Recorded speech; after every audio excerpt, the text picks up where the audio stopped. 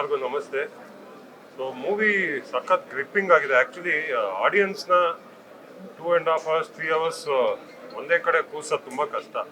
And ಈ movie ಅದನ್ನು ಮಾಡಿದೆ. ಆ್ಯಂಡ್ ಸ್ಕ್ರೀನ್ ಪ್ಲೇ ತುಂಬ ಇಷ್ಟ ಆಯಿತು ನನಗೆ. ಎಂಟೈರ್ ಮೂವಿಯಲ್ಲಿ ತುಂಬ ಸ್ಟ್ಯಾಂಡ್ ಔಟ್ ಆಗಿದ್ದೇನು ಅಂದರೆ ಇವ್ರ ಆ್ಯಕ್ಟಿಂಗು ತುಂಬ ಇಷ್ಟ ಆಯಿತು. ತುಂಬ ಚೆನ್ನಾಗಿ ಮಾಡಿದ್ದಾರೆ. ಲಾಸ್ಟ್ 20 ನಿಮಿಷ ಬರ್ತೀರಾ ಅನಿಸುತ್ತೆ.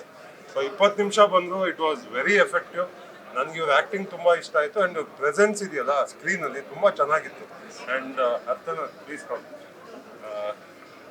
ಆ್ಯಕ್ಚುಲಿ ಬಿಗ್ ಬಾಸಲ್ಲಿ ಇರುವಾಗ ಇವ್ರು ಬಂದಿದ್ದು, ಇವ್ರು ಆ್ಯಕ್ಟಿಂಗ್ ಮಾಡ್ತಾರೆ ಈ ಥರ ಅಂತ ಗೊತ್ತಿರಲಿಲ್ಲ. But very good acting.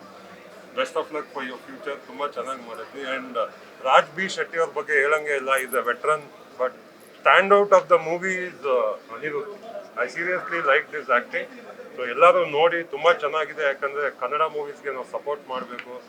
And you will really love the movie. Thank you.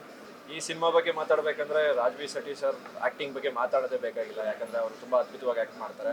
ಆಮೇಲೆ ಈ ಸಿನಿಮಾದಲ್ಲಿ ಪ್ರತಿಯೊಂದು ಕ್ಯಾರೆಕ್ಟ್ರು ತುಂಬ ಚೆನ್ನಾಗಿ ಮಾಡಿದ್ದಾರೆ. ಚಿಕ್ಕ ಮಗುನೂ ಅದ್ಭುತವಾಗಿ ಆ್ಯಕ್ಟ್ ಮಾಡಿದ್ದಾರೆ. ಎಸ್ಪೆಷಲಿ ಅನಿರುದ್ಧ್ ಆ್ಯಂಡ್ ಅರ್ಚನಾ ಅವರು 100% ಎಫರ್ಟ್ ಹಾಕಿ ತುಂಬ ಅದ್ಭುತವಾಗಿ ಆ್ಯಕ್ಟ್ ಮಾಡಿದ್ದಾರೆ. And story, screen play, direction ಎಲ್ಲ ತುಂಬ ಚೆನ್ನಾಗಿ ಮಾಡಿದ್ದಾರೆ.